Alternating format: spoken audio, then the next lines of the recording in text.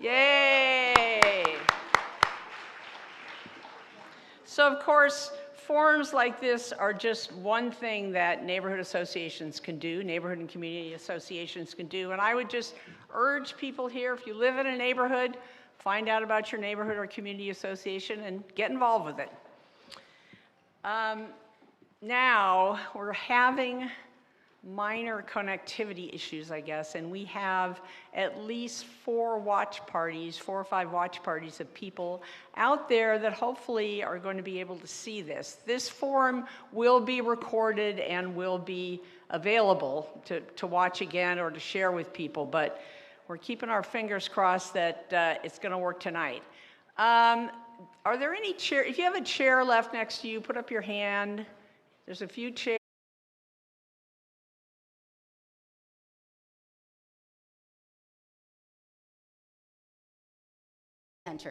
Doris Matsui has not, and it's actually her campaign is funded by those very companies.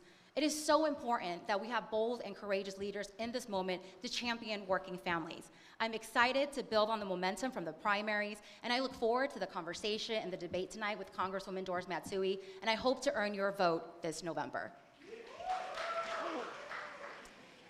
Seriously, it just eats into all of our time for questions, please. Do I only have 20 seconds to respond to all of that? That was just an opening remark, but Okay. you can respond throughout the evening. We have lots of opportunities. Great, good, because there's a lot of things I want to respond to here. There are a lot of misperceptions. You'll have those opportunities. Thank you. Yes. Okay, Vang, first question. Congress is not providing constitutional checks and balances on the executive branch of government. Hearings don't appear to be enough. Subpoenas are ignored. Federal departments serving millions of Americans are hobbled, and judicial decisions disobeyed. What can you do in Congress to ensure our federal budget is spent and departments are funded as directed by Congress? Well, thank you so much, Paula, for that question. Look, when I become your Congresswoman, the first 100 days, I'm going to work aggressively with my colleagues to restore all the cuts that has happened under this administration. And I have shared this in my opening that I truly believe that established politicians, both Democrats and Republicans, who are funded by corporations, created the conditions for what we have today. We can talk about the executive branch, electeds in Congress and Senate, the Supreme Court. We have so much money in politics, and we have to do everything we can to actually get money out of politics. I support overturning Citizens United. I support banning congressional stock trading among elected officials. And I really think in this moment, we need campaign finance reform. We can champion and talk about any issue in this country, but if we don't get money out of politics, if we don't abolish super PACs, if we don't overturn Citizens United, it's going to be incredibly hard. But I know there's a movement across this country to want to change and reform our campaign finance system. And so I look forward to working on this issue when I become your next Congresswoman. Doris Matsui, you can answer this question, and then after this, both of you answer the question. Each one of you, if you'd like to respond further, clarify something, expound on something. But there's a lot to clarify here, though. Yeah, you have to do it a little bit at a time in 20-second increments, but it's your turn to answer that question. Do you want me to repeat it? Please. Sure, no problem. Congress is not providing constitutional checks and balances on the executive branch. Hearings don't seem to be enough. Subpoenas are ignored. Millions of Americans, departments serving millions of Americans are hobbled, and judicial decisions are disobeyed. What can you do in Congress to ensure our federal budget is spent and departments are funded as directed by Congress? Well, first of all, we win back the House of Representatives. That's absolutely crucial. And when we win back the House of Representatives, we make sure that we have experienced leadership there. I get a gavel when I win this time. And so therefore, we can actually put out subpoenas and have them really obey them. We can also make sure that all the committees at the same time have oversight hearings. We can do all that, but we have to win the House of Representatives. I would tell you one thing. This is not a position where you inherit committees. You have to fight for it. It's very difficult to get on the committees that you want to get on. You have to fight for it. You have to have relationships. You have to understand the process. When I get there this time, and next time if there's possible, I'm going to make sure that we decide to fight in the way we can fight, with subpoenas, oversight hearings, and making sure that the administration understands what it means to be the one who decides where the money goes. I understand that, and I will certainly make sure that that happens.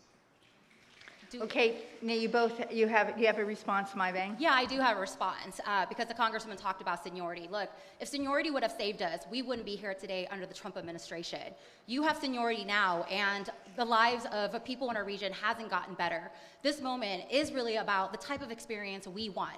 Do we want the type of experience that will maintain the status quo, or do we want the type of experience that will actually go in to transform the system?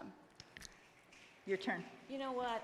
I think you don't quite understand how Congress works, because you just can't go in there and decide to do something. You really have to build the relationships and build coalitions to do this. And understand, you know, we were under a Trump administration, and that's what we have right now. They have the Supreme Court, he has the White House, and he's got Congress. So when we get the gavels, and that's something that everybody has to understand, we get the gavels, we have power. We can do things, and that's what we have to do. Well, my response to that is, look, Democrats have lost to Trump twice. And there's been a time where we had the House, the Senate, the executive, and we didn't take that moment to transform this country and fight for Medicare for all. It is about asking the voters right now in this country, what type of Democrats do you want to go back to transform this country? And it's not me alone. There is a cohort of generation of leaders who was elected in the primaries. We're having conversation now about having transformational change in this country. And I look forward to working with my colleagues to make sure we get that done. Universal health care is something we can all agree on. Medicare for all is a pathway for that, but it costs a lot of money. I have been working on health care for a long time. We went through Medicare for all. I'm going to look at that again because we have other ways to do this, but understand, we cannot use Medicare for all just as a slogan. Can I respond? Can I respond Yes, to but that? this question is on this topic, so I think I'll just go ahead with the question. The live stream is up. Wonderful. Welcome. Hi, Welcome. everyone who's streaming. Welcome to the live stream to the neighborhood associations. We're glad you could join us. You didn't miss too much, and that you missed you can see recorded tomorrow. So we're on our second question, and this is for Doris Matsui. Hot topic, definitely. The U.S. has the most expensive, we've heard it for years, healthcare system in the world, with the worst outcomes when compared with other developed countries. Voters know this is a huge problem. However, the talked about remedies are terms voters may not understand. Do you support a national single-payer health insurance program covering all residents like Medicare for all? But can you briefly explain how this would work for people who do not understand what Medicare for all means and why it is different from universal health care? Well, let me just say this. Universal health care has we have many pathways for universal health care. Medicare for all is one of them, and it's probably the most narrow path too. If you look at all the healthcare systems that we understand, like Canada or the UK, and there are just pieces of what we could do. There is part of it the government pays for, and then the specialties, they have their own insurance. And I've been working on healthcare for a long time. We had the Affordable Care Act. We did that, and we had a public option. For us, that was the gateway for universal health care. But the Senate, in their, I wouldn't call it wisdom, threw it out. So we have this opportunity now to look at universal health care, and not just Medicare for all, because that is the most narrow system there is. And also, you have to consider the expense of it. What happens then if the government has to pick up everything? What happens also if we have people in our client and our constituents who really want to keep their own health care? Those are the questions that we have to ask. Our current health system is broken. It is incredibly broken. We live in the richest state, in the richest country in the world, yet we can't provide health care for our residents in this country. I've spoken to so many families across our region that has delayed medical care because of their high premiums. And we know that one of the top reasons why family file bankruptcy is because of medical debt. There was a recent study that just came out of Yale that showed that if we had Medicare for all in this country, we would save $1 trillion. We would save over 114,000 lives. And yeah, the question is, how would we pay for it? My answer is, we're paying for it now. We have the most expensive healthcare system in the world, and we have the worst health outcomes. Medicare for all, I think what we need to do is we need to be able to expand it and provide that option. At the end of the day, the only winners when we talk about healthcare are the big insurance companies that actually back my opponent. And so they won't move with a sense of urgency. Politicians who are backed by big pharma and health insurance company won't move with a sense of urgency to make sure that we provide that care. And that's the reason why I support Medicare for all. Let me just say that Medicare for all is not a panacea. We have not studied it enough. And I'm also looking at the Canada way, the UK way. Single payer is an option here. We can do it, but we have to think about what it does for our budgets. It's really easy, and I understand, but healthcare is so expensive, and it doesn't cover everything we need, and we get frustrated with it. But let's not change the system right now when we still have to fight Trump and all these cuts to Medicare and Medi-Cal. Watch for the stop signs, candidates. Can I respond to that? Yeah, sure. The Go ahead. congresswoman just said that we shouldn't be focused on changing the current system. That's what I'm focused on. As your next congresswoman, that is of utmost importance. Fighting Trump is going in to actually change the system, and I look forward to working with my colleagues to make sure that we do that. And we will only get a window to do that when we win back in 2028. If we get the president, the House, and the Senate, we have to make sure that we have bold reforms. Excuse me. We will not get there in 28 unless we take the House back in 26. And that means you have to have experienced, effective people who are leading the charge there. Otherwise, what's going to happen is that everything will go the way it is now with Trump. You need somebody in there, people in there who understand what they're doing, because Trump is in power for 2 years. And we need to be engaged and be able to stop him. But if you get somebody in there who doesn't understand and make sure that they really don't understand, and honestly, we really do have to investigate further what Medicare for all is. I have a suggestion on the timing because it is really impossible to see you. Maybe we could use your phone and have the alarm go off. I heard somebody's alarm go off, and that might be helpful. You might try it. I have a suggestion. Could one of them sit right here? I think it's closer to us and show. Would that be okay? Yeah, because it doesn't I really think matter. I think they should sit right here, and then they could. So we'll see it. Okay, well, there's 3 of them. That's fine. 3 chairs right here. Were there 3? Yeah. We couldn't even see the If someone third can one. bring 3 chairs, that would be Yeah, great. Yeah, that way we can see you. Yeah, it is really hard to see. Thank you. Yeah. Yeah, it really is difficult for you. I'm sorry. Well, also the light is right in our eyes. Right.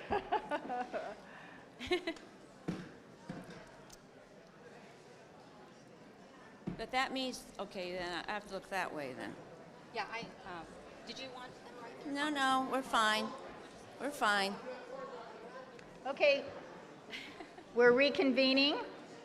And the next question. Oh, Paul, I like to respond because the Congresswoman is talking about experience. Can I get 20 this seconds? is a 20-second response. Yeah. Since we're talking about experience, I'm actually 3 years older than Bob Matsui when he was first elected to Congress. And if we're talking about governing experience, I'm walking in with 10 years of governing experience, 20 years of policy advocacy experience. When Doris Matsui stepped into that seat, she had no governing experience. We start somewhere, and I'm walking in with that experience. And so this argument about I don't have the experience, I am older than Bob Matsui when he ran for Congress, and I have more governing experience than the Congresswoman when she first stepped in. May I respond to that? Yes, you can. I worked in the White House for 6 years. That is probably the best experience you can get as far as Washington goes. And don't bring Bob Matsui into this discussion. We are talking about the race now. Okay, my Vang. Yeah, I am just responding because you're critiquing about someone who's not having, someone who doesn't have experience. And so what I'm sharing is that it's not about just my age of being, actually I'm not that young, I'm actually 41 years old, but that I am actually 3 years older than Bob Matsui if it's about the age. Oftentimes we get critique as young people that we're not ready and prepared to actually govern. But we are, because we are going to have to inherit the policy decision that your folks made, and we're going to have to carry those Now decisions. you need to look over there. Thank you. Okay, Mai Vang, how can Congress reassert the War Powers Authority and hold the executive branch accountable for unauthorized military engagements and the violation of international law? What are your views on the Iran war funding and military budgeting in the next Congress? Yeah. You know, as a daughter of Hmong refugees, I understand the generational trauma of war and the cost of lives because of war and the displacement of so many families. My foreign policy is really about centering human dignity and peace. And Trump is pulling us into an illegal war that we have spent billions of money. I have 2 baby brothers in the military. And I don't want to be sending my baby brothers really to fight his illegal wars. At the end of the day, when we talk about war, the only winners are weapon manufacturer companies that actually profit from the pain and suffering from war. I don't take any money from weapon manufacturers, from these companies that actually profit. My opponent does, and so she won't move with a sense of urgency to actually end endless wars. I am your anti-war candidate. We spend trillions of money on wars, and what we need to be doing is spending our tax dollars here right at home on systems of care, on education, on healthcare, and I look forward to doing that work. My comment? You know, I can't believe what you're doing because you're interpreting my Vanguard investments in my retirement plan. Those are Vanguard index, and we can't control what's in them. And you probably have the same investments too, as is everybody else around here who has retirement. Let me respond to that. It's not just your investments, but it's actually corporations that actually funds your campaign, like Lockheed Martin. There are weapon manufacturer companies that actually fund your campaign. Okay, Doris, would you like to answer the question, how can Congress reassure its War Powers Authority and hold the executive branch accountable for the unauthorized military engagements and the violation of international law? And again, what are your views on Iran war funding and the military budgeting in the next Congress? Okay. You know, we have brought the War Powers Resolution many times, and I know you don't want to hear this, but we don't have the gavels right now. We hold them accountable as much as we can, and we have hearings. But you know what? We do need our gavels. We need to be able to have the power to be able to do this. And right now, we really can't. I know you don't want to hear this, but it's true. We don't have the Congress, we don't have the White House, we don't even have the Supreme Court. So give us the gavels so we can do this. Mai Vang, next question. And also, too, the Iran war is illegal, absolutely illegal. All right. Mai Vang, given the administration has violated civil rights and the liberties of our immigrant communities, what changes are necessary to ensure immigration enforcement practices are both, I'm sorry, this question is for Doris first. You first, Doris. Oh, to repeat it then? What changes are necessary to ensure immigration enforcement practices are both lawful and accountable to the communities they impact? So if elected, would you support permanent legal protections for essential workers? Absolutely. And let me just tell you, we need a pathway to citizenship that's honest and it's going to work. And we also need to figure out how we decide for the system. ICE is no longer what ICE is supposed to be, so we do have to dismantle it or destroy it or whatever, and really figure out how we do this again. We need a system to make sure that immigration works. And I feel that we can be on a pathway if we decide that this is what we're going to be doing. And immigration has to be it's a positive thing for our country. You know, my grandparents were immigrants, and everything that I've learned from my parents and everyone else is the importance of being able to respect your country. They've always knew the opportunities in this country. They love this country, and they made sure that they stood up and protected this country. And I feel the same way about the people coming to this country. Let's give them an opportunity. That's what we need to do. Mai Vang? Our current immigration system is broken. We are no longer closer to a pathway to citizenship. We are no longer closer to reunification of our families. This topic actually hits incredibly personal to me because I am a daughter of Hmong refugees. I am married to a son of Mexican immigrants, and I have family members who wake up every morning afraid if they're going to be detained, kidnapped, and separated by ICE. Just last month, I accompanied my uncle at the Moss building, afraid if ICE would take him. We have a rogue system, a police force, a rogue police force, secret police force for this administration that is kidnapping loved ones. And I have taken the position on abolishing ICE because we should not have a rogue agency that is kidnapping our loved ones based on the language they speak, where they work, and the color of their skin. Doris Matsui is actually funded by ICE contractors that actually are profiting from the detentions of babies and children. And I think that's really important to share that with all of you. Congresswoman, last debate during the primary, she said that ICE needed to be reformed, if you all recall that. On social media now, she says now ICE needs to be dismantled. I hope that I can get her to join us in making the statement of abolishing ICE, because ICE didn't exist before 2003. We are still a country of rules, and we can still have enforcement, because this is not about actually the borders or enforcement. This is about terrorizing our refugee and immigrant communities at the end of the day. Response? Well, let me just say, I believe that ICE is not what ICE should be today. We know that. It's really a rogue agency. Trump is running this rogue agency, and it should be demolished. But when we think about immigration, when we get the power back, we have to set it up right for immigration, so we have the pathway for citizenship. And by the way, I don't profit from contractors and things like that. As I said before, my retirement is all in It's index 20 funds. seconds. Can I respond to that? If you actually look at your campaign contributions, you actually accept contributions from companies doing business with ICE. You know what? I would tell you this, that I am somebody who was born in an internment camp with working class parents. I know the struggle of that. And so I have always aligned myself with working class parents. And so if you think I'm a corporate person, no. I'm supported by working class unions. They know who I am. They stand behind me.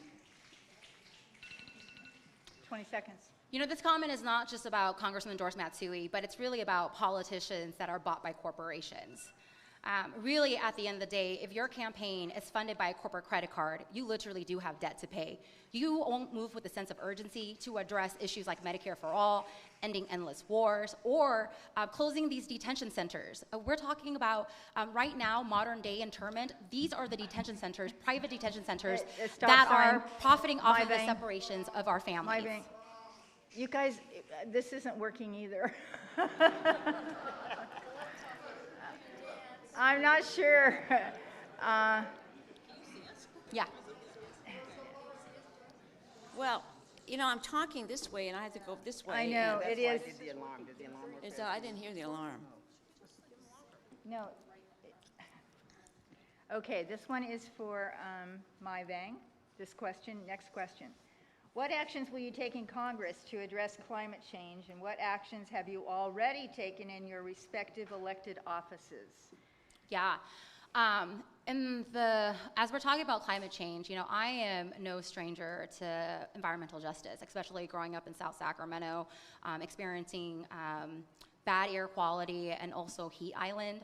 As a city councilwoman, I've been really proud to really champion many issues, sitting on our air quality board, making sure that we plant more trees, making also sure that we do everything we can to address air pollution in South Sacramento.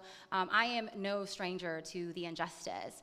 At the end of the day, for me as a congresswoman, I think it's incredibly important that we make polluter pay for the injustices that they have caused. And so I know exactly the struggles of so many of our families that are facing this climate crisis. When I think about El Dorado in particular, making sure that we have stronger wildfire protection. I was speaking with actually a couple in El Dorado who had to sell their wedding rings because they couldn't afford their fire insurance. And so when we talk about climate issue, it absolutely impacts all of our working families. And so we have to do more to really address our climate crisis and actually make sure that polluters pay for the harm that they're causing. Doris Matsui? Yes, all the things we do in Sacramento, I think is fabulous. We're going to be the clean energy capital of the country. But what I'll say this is, I sit on the committees that actually do the policy that gets down to the local level. That's what I do. We say you should plant trees. We should make sure the air quality board is stronger. We've got all these already. And so I do the policy. I co-chair the Sustainable Energy and Environment Coalition. There's 100 very serious members there. I've also organized a 501c3 to that so we can bring in the academics, the environmentalists, and some of the corporate citizens that really want to help out.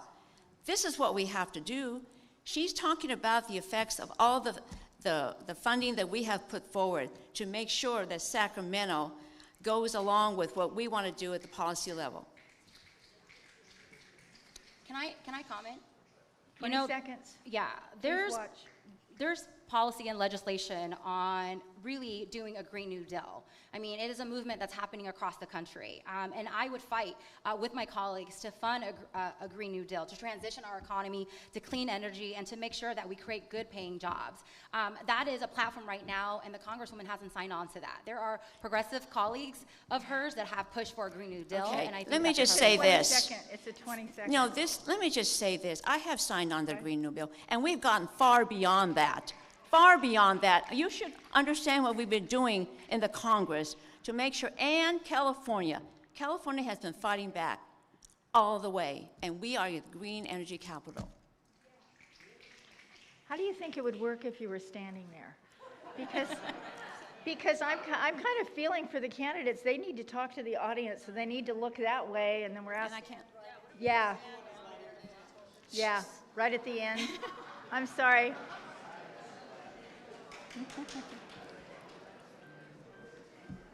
I think it will work better. Then you'll be able to see and you can look at the audience and the camera. Okay. Quiet, please. We're reconvening. Doris, first question is for you here. The Leahy Law prohibits U.S. assistance to foreign militaries when there is credible information that they have committed gross violations of human rights. This includes the State of Israel, whose ongoing human rights violations against Palestinians are well documented by multiple human rights organizations and the UN. The question is, should military support for Israel continue? Why or why not? Okay, first of all, Netanyahu is a war criminal. And I voted against the Massey bill. It was an amendment to the Democratic Appropriations, Defense Appropriations Bill, which really does ban Israel funding there. And so let me just say this. I mean, this is something where we've talked about for a long time. And yes, there is a humanitarian disaster in Gaza, and Netanyahu bears some responsibility for that. But I would say this too, that I believe that people there really want to have peace. And what we need to do is figure out a way to make sure that we go toward peace. We want a place where Palestinians and Israelis can live side by side in peace. That's what this is all about. And that's what I intend to be doing. Vang? My answer is no. Working families do not want war. They do not want their tax dollars aiding in Netanyahu's genocide.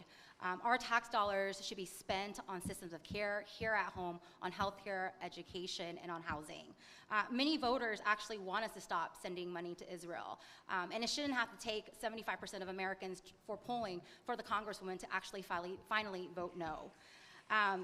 Doris, again, takes money from the same weapon manufacturers that actually is committing this war and this genocide.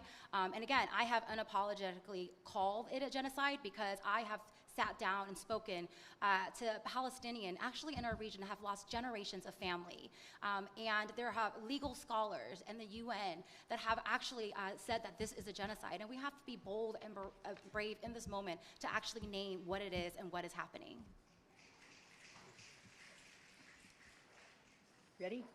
Well, I feel that this is a place where we have to understand that we can say that word over and over again. It doesn't bring us to a solution that we need here. They all want peace, and we got to get to a place where we can do that. When we start pointing fingers, people go into corners, and we can never bring people together. I don't want this war either. It's not our war. It's their war. Can I respond to that? 20 seconds. If we want peace, then we need to stop using our tax dollars to aid in a genocide, period. I think that's incredibly important, right? Like, nobody wants war, so let's make sure that that reflects our budget. We are already, I've already taken the position, no offensive weapons for Israel, right? And I voted for the Massey Amendment. So, you know, this is something that if you don't understand what that really means, you can just say over and over again the same words. So let me give you an example of a bill that you can actually sign on today, Block the Bombs Act. A strong delegation, actually from California, like Congressman Lofgren, have actually signed on to that bill. You have not yet signed on to that bill. Okay, let me talk about that one. Would you commit to signing to that bill today? You know what? I saw that bill, and I believe in its meaning, but it's a message bill. I have another bill that's that bill, but it has as a sense that we can actually do something with it. So, you know, this is it. I mean, you don't just sign on to message bills all the time. You know, you do that because you want to set a pattern, right? Okay, they did that. But also, too, it's got to be a good bill that's going to pass. One more. One more response. Well, you should tell that to your colleagues who signed on to that bill. You should let them know it's a messaging bill. A strong delegation of Congress reps in California has signed on to that bill, and I would like to see my Congresswoman actually sign it. But she won't move with a sense of urgency because she's backed by AIPAC, and this lobby, right-wing lobby, has influence on our foreign policy. I would say AIPAC does not support me. Understand that AIPAC doesn't support me. And she has taken mass check from AIPAC. Mai, this is a question for you. Sacramento continues to face high risk for floods, and other parts of the district face high risk of fire. What specific federal actions are needed to protect the region, and how would you secure the necessary resources? This is a question for both of you. Begin with Mai. Yeah. As someone who lives in South Sacramento and have families that live throughout our region, public infrastructure is incredibly important. One, for connectivity. Two, making sure we protect our roads and our levees. That is of utmost importance. And as your next Congresswoman, I will work aggressively with my colleagues in the region to make sure that we continue to secure funding to protect our levees, for more wildfire protection. That is incredibly important for me. The question is really for me, when I think about flood, when I think about fire, is that who are we actually delivering for? Our flood insurance and fire insurance hasn't gone down for our working families. And Congresswoman Doris Matsui actually takes money from the same companies who are actually denying coverage to homeowners, but are still making profits every single year. And so yes, it's a bare minimum for congressional reps to work with our colleagues to secure money for the region, but we also have to ask who are we delivering for, and making sure we're doing everything we can to protect homeowners. Doris? Do I respond in 20 seconds to that? No, you get a minute and a half. Okay, great. You know, I have been involved with flood protection for a very long time. I think everybody knows that. We are probably the safest region in the country. I started with Katrina. I knew what happened there. And I had to work to really get together with the Corps of Engineers, the Bureau of Reclamation, and also the state and the locals to make sure that we had a plan to work out. This was a huge deal. Maybe some of you don't understand that. Huge deal. We had floods before. You know, historically we had floods. But we also had floods in '86 and I think it was '97. And that woke a lot of people up. So guess what? I went to work. And you have to work with people. You have to understand what floods mean, what the water is. You have to work with the Corps of Engineers and Bureau of Reclamation and the state and also jurisdictions too. That took a lot of time. I'm still committed to that. We have the best flood protection ever, but I'm still going forward with that. That job never ends. And with the atmospheric rivers that might be coming because of climate change, believe me, we have more challenges ahead. And I'll continue with that later.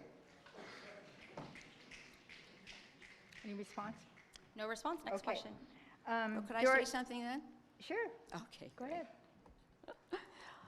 Okay, I really feel that infrastructure is really very important too. But this is something that's important for the region because not only has it saved a lot of areas, but it also allowed areas to really fully develop the way they wanted to develop. Natomas wouldn't be where they are today if it weren't for my flood protection. And you look up and down the American River, the Sacramento River. Those are the kinds of things that are happening today. Okay, Doris, you're first on this question. Democracy is under attack and gerrymandering wars threaten voting rights across the country. The influence of big money in campaigns and in Washington has only increased. This is decreasing the voice and confidence of voters in the system. If we can't take money out of politics, what ideas do you have to address voter apathy and restore confidence in our system? Well, you know, it's very difficult at this moment in time when there's a lot of anger. And I really believe that now is the moment that we all have to come together because this country is at risk. Our democracy is at risk. I love this country. You know, my parents were in internment camp. I was born in an internment camp. And they worked hard, and they had to prove themselves again. And yet, they did it. And that's what I feel about this country. You give them the opportunity. We have to once again go back to where we were. We have to have better democracy now so people understand right away what it means to live in this country. We really have to make sure that young people understand they have to contribute too.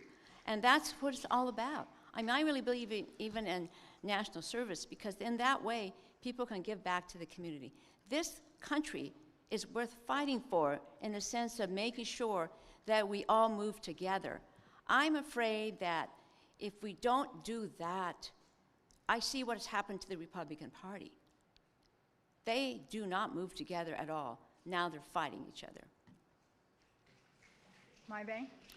Our democracy is stronger when everyone can participate. And look, Trump, he's losing. He's losing in this moment, and that's why he wants to limit our ability to vote. Every vote, every voice matters.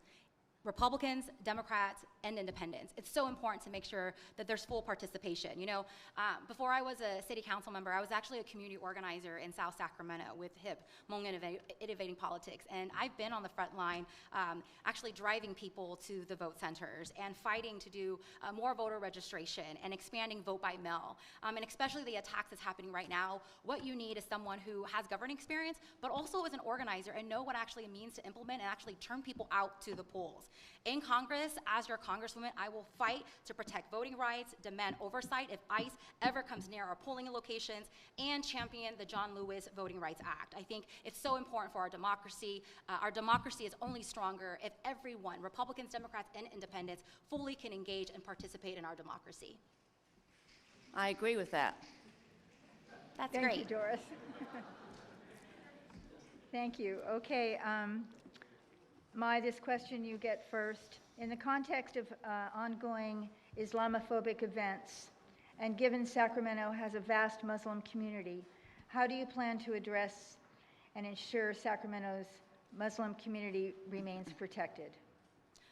Yeah, I will be a congresswoman for our Muslim community, for our Palestinian communities, for our Jewish community, for all of our communities, for communities that are struggling in this moment. That is my commitment. As a daughter of Hmong refugees, I know, again, like I shared the generational trauma of war, what's happening in the Middle East. I have friends who have lost generation of families, and that's my commitment, centering human dignity, peace, and I will do everything I can to love on and protect our Muslim community and all of our diverse community that's under attack.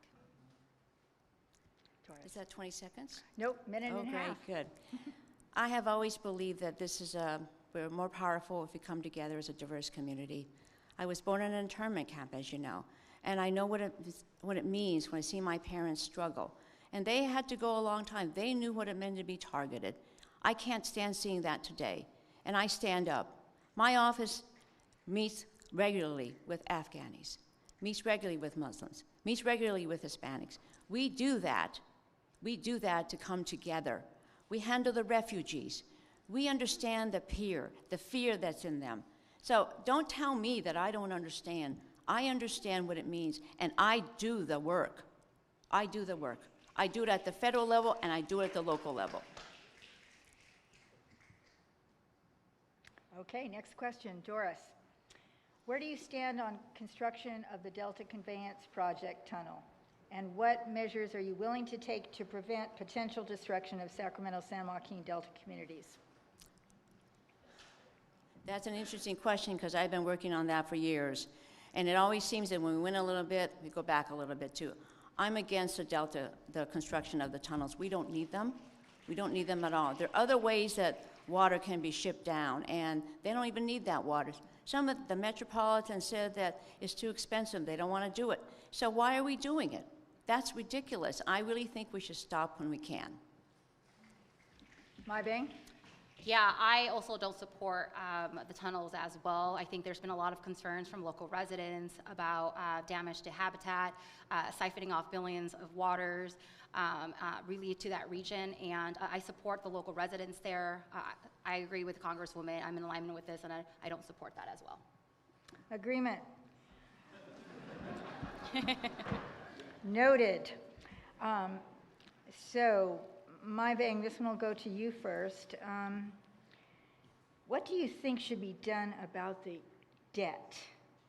Now, we got lots of questions on this. Voters had a variety of answers, like reverse the current administration's tax cuts for the wealthy, go after waste and fraud in the military-industrial complex, reduce inflation, stabilize the global economy, and stimulate domestic business innovation.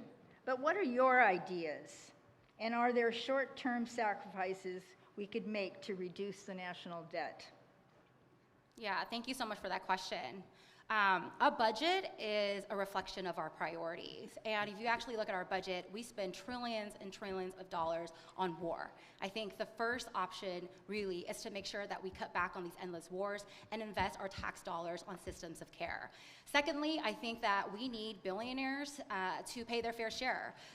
In this country, we have families, working families, who are struggling to get by, while these big companies, billionaires, are profiting off of the pain and suffering of so many of our working families. You name the industry, and they're profiting from healthcare, from housing, from mass data centers. It's so important to make sure that we have regulation and that we actually are taxing these billionaires, because our families are struggling in this moment. Okay. What was the question again? It's about the U.S. debt. Oh, yes. $40 trillion debt. Yes. What are your ideas, and are there any short-term sacrifices that we could make to reduce the debt, or do you have other ideas? I really believe that. Look what happened with Trump. He took $1 trillion, right, from health care and gave it to the pockets of his buddies, right? We can't have that. We can't have that. We need to tax billionaires. I agree with that, but we need a progressive tax system. Warren Buffett said the best. You know what he said? He said that my secretary shouldn't have to pay proportionally more than me. And he was a billionaire, so he understands that. But we really need to do it carefully as possible and make sure that the right people get taxed, and make sure when we go through a process like this that it's sustainable. I really believe that there are ways to do this, but we have to look at ourselves, decide what can we live without. I also believe that the Defense Department has too much money. They have too much money. It's come to the point now when we go to the Defense Department when we want a little research money for health care. It's that bad right now.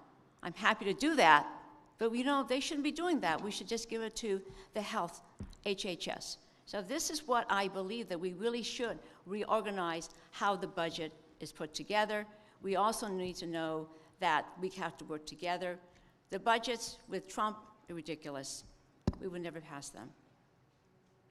Okay, Doris Matsui, one of the biggest problems in Congress is that there's so many are out of touch with challenges that everyday people face.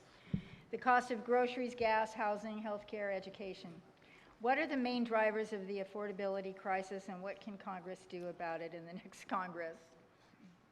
Okay, I think all of us know we live here in Sacramento, and the affordability crisis is there. I've always worked with thinking about energy, always work with SMUD to make sure that we get the infrastructure they need, and be able to work with the neighborhood to make sure that they have the ability to have appliances that are much more energy efficient. And I also believe, too, when you look at healthcare, I've started more community health centers so that we can have more affordable health care. And that is really going to be important. And getting more drug discounts for the community health centers. Those are important, too. And we really have to feel that as we move forward, we look at everything here. I mean, we have to look at education. We have to look to see how that would be made more affordable, too. Those are the things we have to do. And I feel that we're going to be on that pathway. I feel it. I go to the grocery store, I see the cost of ground beef, right? Milk, I don't get the half gallon anymore, but it's still expensive, right? So I understand that. And that's, and I used to pinch pennies when I was a 20-year-old, so I understand that. My Vang?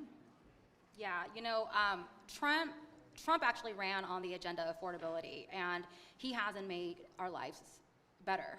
And even corporate Democrats are running on affordability, but they don't understand the day-to-day struggles of so many of our families. If we actually want to address affordability, we have to fundamentally change our system. That means actually having Medicare for all and actually alleviating the cost of so many different areas that it's actually like hurting our families. I mean, when you talk about affordability, it's healthcare, it's housing. 3 days from now, so many of us are going to have to figure out how we're going to pay rent and mortgage. Families are going to have to choose between putting food on the table or delaying medical care. These are the issues that our families are dealing in this moment. And all of these issues are influenced by politicians who are bought by corporations who are actually profiting from all of these areas. And so I think one way to address affordability is to actually get money out of politics, to abolish super PAC, and to do everything we can to get corporations out of our policymaking decisions. Healthcare is a place where we really have to look, but we really have to fight now Trump's cuts. We have to reverse them, get the House back so we can reverse those cuts for healthcare and for the nutrition too. These are the things we have to do. We can look ahead, and I'm looking ahead, because we're going to look at what we make more universal health care. But we can't just say we're going to do Medicare for all and accept that that's going to save money. We don't know that yet. Yeah, 20 seconds. Can I respond to that? Because the Congresswoman keeps saying we got to win back the House. I am in absolute agreement. We absolutely have to win back the House. Absolutely. The Congressman and I are in agreement on that. But the question is, what type of Democrats are we going to send back the halls of Congress? Again, they have kept the status quo, and it's so important to make sure that we send a new generation of leaders that's bold enough for a new vision. Stop. Okay. What solutions would you advocate to address our district's housing and homelessness crisis? Yeah. Housing is an incredibly important issue in our community. It's one of the top issues actually facing so many of our families. Housing provides stability, it provides safety for our families, and I think it's incredibly important in this moment to address that issue. I mean, we just talked about affordability, and the cost of housing is one of the biggest part of a family's budget. I believe that we need to invest in we need to invest in a national housing trust fund. That is incredibly important. Expand our income tax credits. Our generation, I often think when we talk about housing, I think about my generation. It is incredibly hard to actually buy a house. The average age of a new home buyer is in their 40s. And it's incredibly hard for my generation in this moment. We have big corporate developers, landlords that are actually profiting from this industry, and I think we have to do more to protect and to build more affordable housing in our country. Doris? Yes, in fact. I have been in the district building more affordable housing. You look at Mirasol there, that's permanent affordable housing there. It's a beautiful place. It's in a river district. And I also got money to build a child care center there. And we also going to get a light rail stop there because they're now part of the city. Habitat for Humanity also helped to build an affordable center too. And let me just say, it takes everybody to work together. You just can't say you're going to do it. You have to put things together. You have to get federal funding. You have to make sure you have a nonprofit. You have to talk with the communities. You have to talk with the service providers to see if you can possibly have services around them. This is a situation where you have to work with everybody. You can't work in a vacuum. You need to know that it's going to be difficult, it's going to take money, but you can do it if you bring the right partners together. We just passed a housing bill in the House and also the Congress, the whole Congress. It's probably the best housing bill we've ever had. Republicans and Democrats worked on that. Sometimes you got to do that, right? That works. Can I respond to that? You have 20 seconds. Yeah, so let me just respond to that. As a city councilwoman, I work with organization, nonprofits, SHRA, developers to actually build housing locally. So I actually see how it's actually implemented at the local level, and I know that there are organizations that use multiple different revenue streams to actually build the housing, which is the reason why I think it's important that the national partners also do their part and to make sure we invest in a larger national housing trust fund. Okay. Okay, Doris. Yeah. Regarding the projected 2032 cuts to Social Security benefits that will impact seniors in the district, how will you specifically address this issue? And do you support the funding of Social Security through lifting the cap on wages and taxation of investment income for earners over 400K? You know, this has been part of the discussion for a long time, but it's coming now. We have to address it. And Social Security is so important for so many people in this country. It's an insurance policy for a lot of them. We don't want to cut them at all, but we have to make sure that it's fully funded. And that's why we have to look to see if we have to raise the cap and have wealthy people pay more. Those are the kind of easier solutions that we have to deal with. But we got to start sometime. And I believe now the urgency is there so that we do that. Yeah, Social Security, that is a guarantee for our seniors. So many of our seniors are on fixed income, and I do support lifting the caps and also making sure that we tax the billionaires to pay their fair share. It is a critical safety net for our seniors, and we have to make sure that it's fully funded. Okay, we're going to move to the next segment where the candidates will pose questions to each other.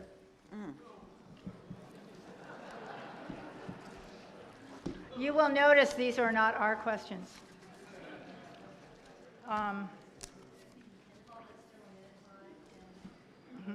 So what is the time? What is the, what is the rules on this one?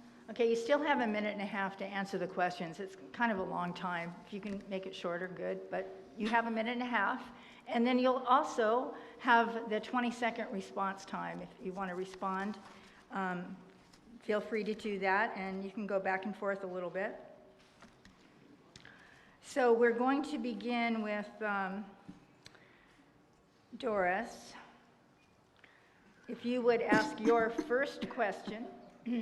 That wasn't. There you go. Me too. Okay. Thank you. Oh, take your time. You tell me that, I'll call for more.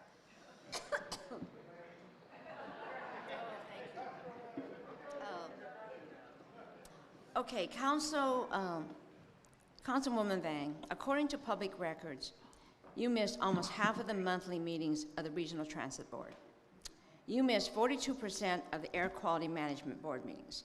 You were replaced on the Sacramento Transportation Authority after missing 4 straight meetings. What can you say to voters that you will give them the confidence that you will show up for work if you're elected to represent them in Congress? Yeah.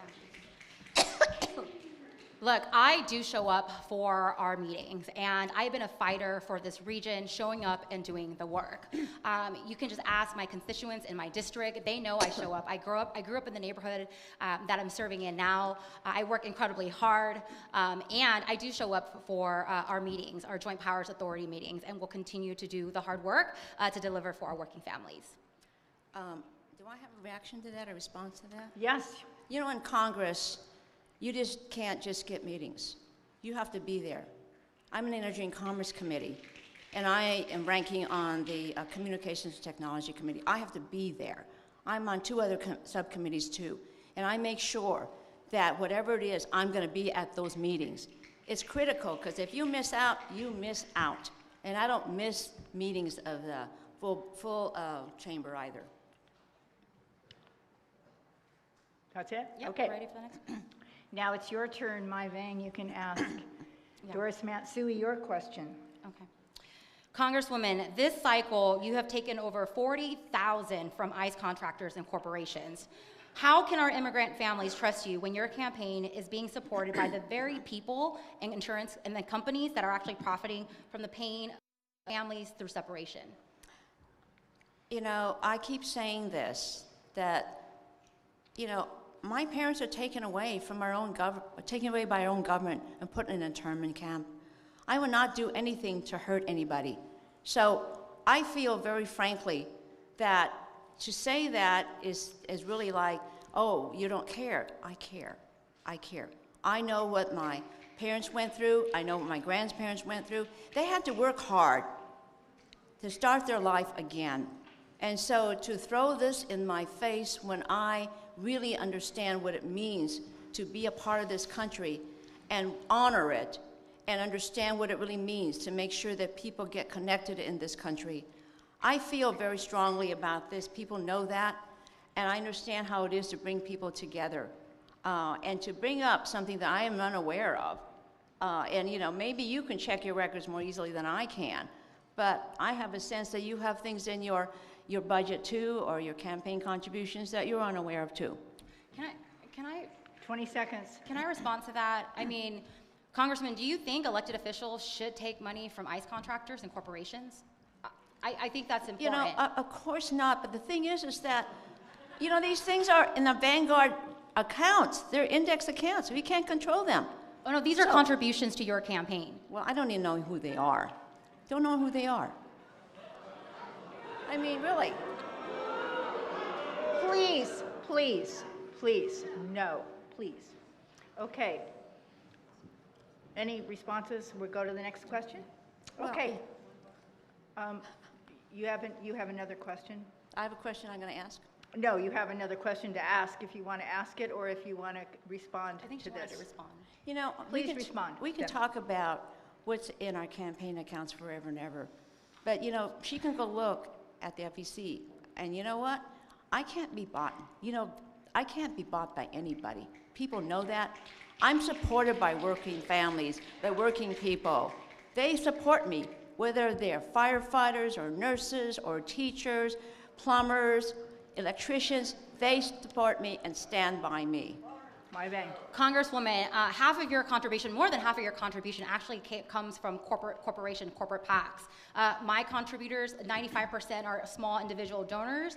I mean, if you don't care of taking money and you say that working families and unions support you, would you return all the corporate PAC money that you've received, thousands of dollars? Half of your war chest is actually funded by corporations. I have to say that, you know, I work really hard, just like you work hard, right? And I make sure that I do the work that's necessary for my constituents. And I have done, I think you know, delivered plenty here. Levies, transit, healthcare. I mean, these are things that are important to people. And I don't do this for any kind, I don't sell out at all for anything at all. Why have we have plenty of time? Okay, are you ready to ask your second question? Oh, You can ask your second question of Mai Vang, and Okay. then Mai, you will have another opportunity for your second question. And the Couns- answers, remember, you have a minute and a half to answer if you want to take the whole time, and then after the answers, then you have the responses in 20 seconds. Thanks. Councilwoman Vang, based on your public statements and city budget votes, what do you think is more important to defund the police than support funding for affordable housing, services for homeless persons, and climate action? Can you repeat your question again? Or like you're asking about multiple issues? I'm asking about your votes, because based upon your record, your statements, and city budget votes, why do you think is more important to defund the police than to support funding for affordable housing, services for homeless persons, and climate action? Look, our budget, our city budget, any budget is a reflection of our values. And since we're talking about law enforcement, look, our public safety system is broken. I am your public safety candidate because public safety to me means making sure families actually live in neighborhoods that they feel safe, that our young people have the opportunities to thrive, that our seniors are housed, and our law enforcement shouldn't be expected to carry all of that weight. When we talk about public safety, it is a multi-terror approach. It takes our nonprofits, it takes our parks. Yes, it takes police and fire. It takes all of us. But we know that a budget is a reflection of our priorities, and I have fought for my constituent, making sure that our city budget actually reflects our priorities. And so I will continue to make sure that we move upstream and actually address prevention, create the conditions for our families to thrive. I've been a fighter for our families in our region, and I will continue to fight, even at the federal level, to make sure that our budget reflects our values, and like we shouldn't be spending trillions of money for endless wars. I will continue that fight at the national level. Doris, So how much time do I have here? 20 seconds. Okay, all I have to say, though, many times you're on the losing part of the vote. And you understand that you're saying that you feel that you can't vote for it because it doesn't have anything about defund the police. But these are things you talk about, it's important. Housing, climate action. And, you know, you look at that and you say, you look good to a certain number of people by saying no because you really do rely upon your other council people to pass. Mai? As a city councilwoman, I have actually secured over $40 million for our young people impacted by poverty, violence, and trauma, our parks, our library. There is no city council member that have served 4 years and actually passed 3 citywide ballot measures. I am proud to have led that effort and worked across the aisles with my colleagues. I think it's easy for you to say that because we are still struggling even locally because of the local establishment who actually supports you. So I am not afraid on taking on the local establishment and making sure we fight for our working families. Mai, it's a 20-second response. Doris, would you like one? To respond to Yeah, that? do you want to respond to anything? Right. You know what? It's hard to respond because it's really hard to understand what Mai has actually done. You know, I got a call from the mayor, I guess this was Mayor Steinberg, for me to call the Department of Labor about 102 acres in her district. They needed help for that because they did not have an avenue to get through. And you know, I still don't know what's happening with 102 acres right now because it was supposed to be for housing, A right? response? Mai, do you have a response to that? Yeah, I am really proud that under our leadership, me and Daryl Steinberg, we were able to secure that property. It was actually vacant and it was blighted under your watch, under the federal government. Had we not taken over that property, we wouldn't be here today. And I'm working closely with the mayor on next step, have done listening session, and we're ready to move on the project. How long is the listening session going to be going on, though? That's just it. And you know, you're going to have developers come in there if you don't start planning what you want to do. We are in conversation with the mayor. We already have done an RFI, and we're ready for next steps. And I think it's really disappointing that you don't understand how development actually works, because as a congresswoman, you recently just secured money again for a bridge under the highway, a park, and that has taken many years. And so you should understand actually how development works at the local level. Are you watching the stop signs? I wasn't. Please watch the stop signs. Okay, you've both asked your questions. I think I only asked one. I was looking No, at you that. asked. Did you? I only asked one. Okay. I would invite you, please, to ask your second question of Doris Matsui. Okay. Congresswoman, you have taken money from the very same leading fire and flood insurance companies in our region, the very same companies who are now denying coverage for homeowners, but are still making millions in profit every year. How can voters trust that you will advocate for them when it comes to protecting homeowners in our district like in El Dorado? I think people who know me know that I'm not for sale at all. I'm not. That's what I work with the people in this community, with working families and working people, to make sure they have the life that they deserve. That is who I am.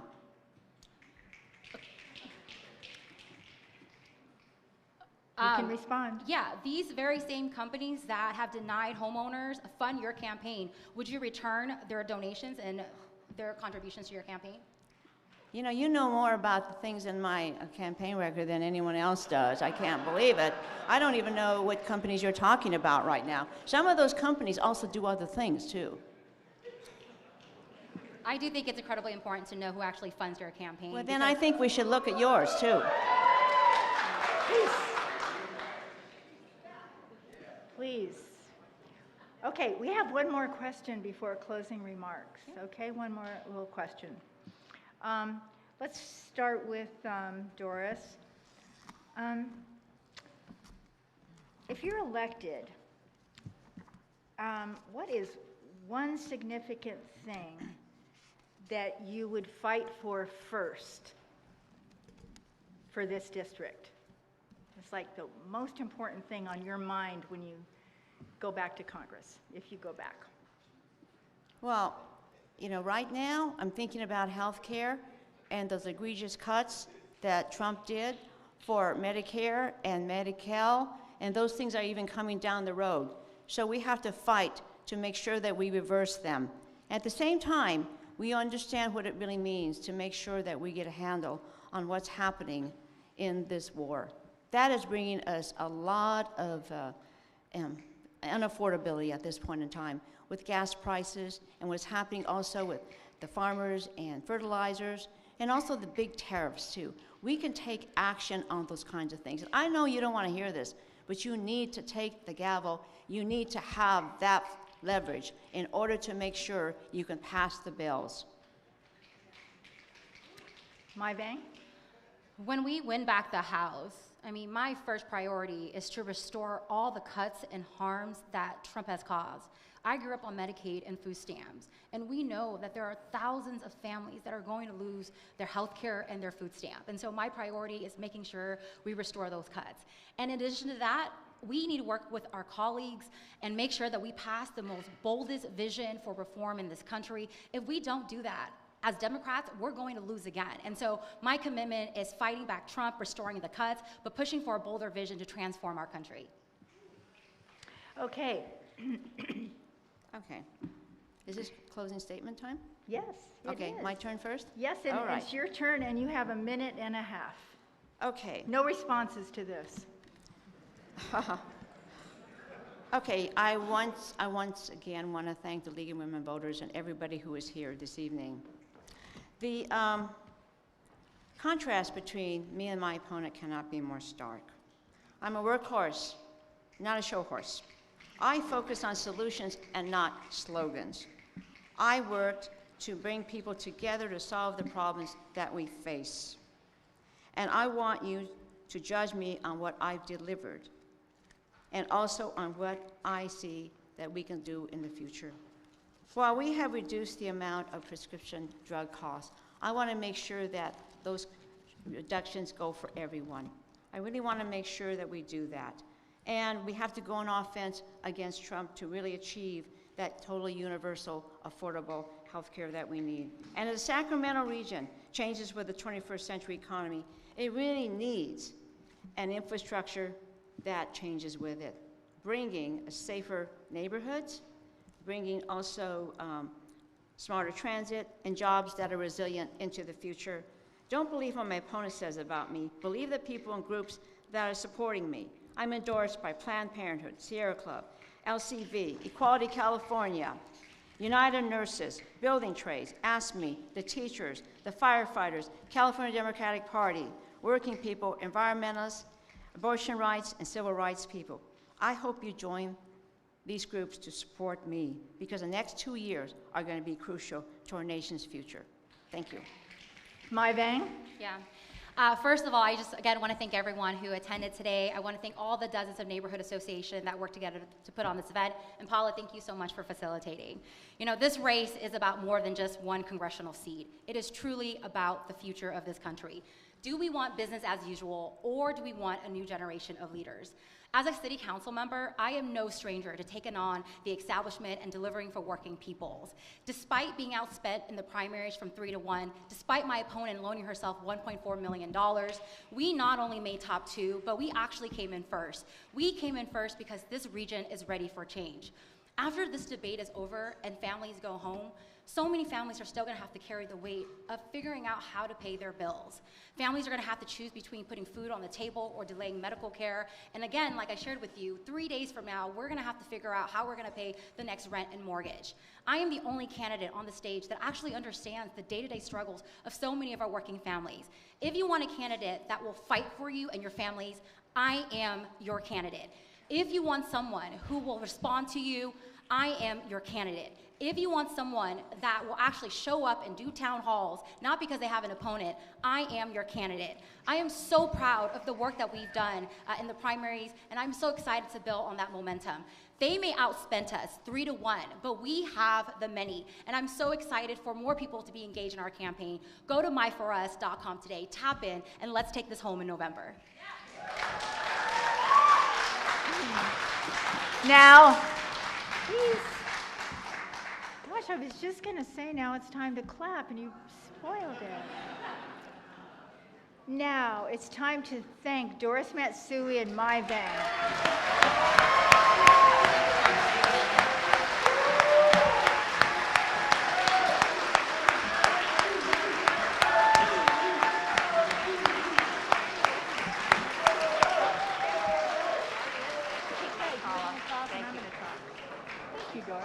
Thank you.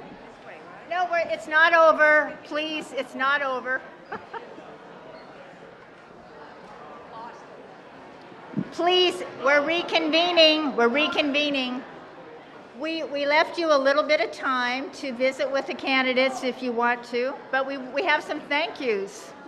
Please, please, we are reconvening. Please be quiet. Please.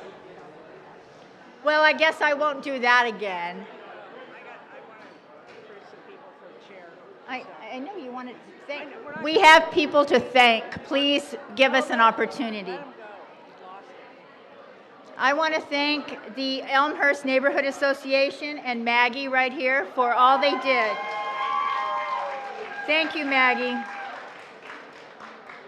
I want to thank the League volunteers, Access Sacramento, and remind you that the ballots go out in 5 weeks. 5 weeks. If you've moved or your signature has changed, be sure you re-register. Maggie?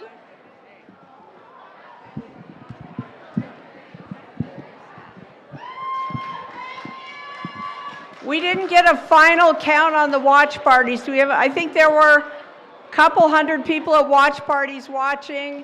I want to thank again all the neighborhood associations, and I want to recruit some volunteers to help us load these white chairs into a truck out in the parking lot. Thank you.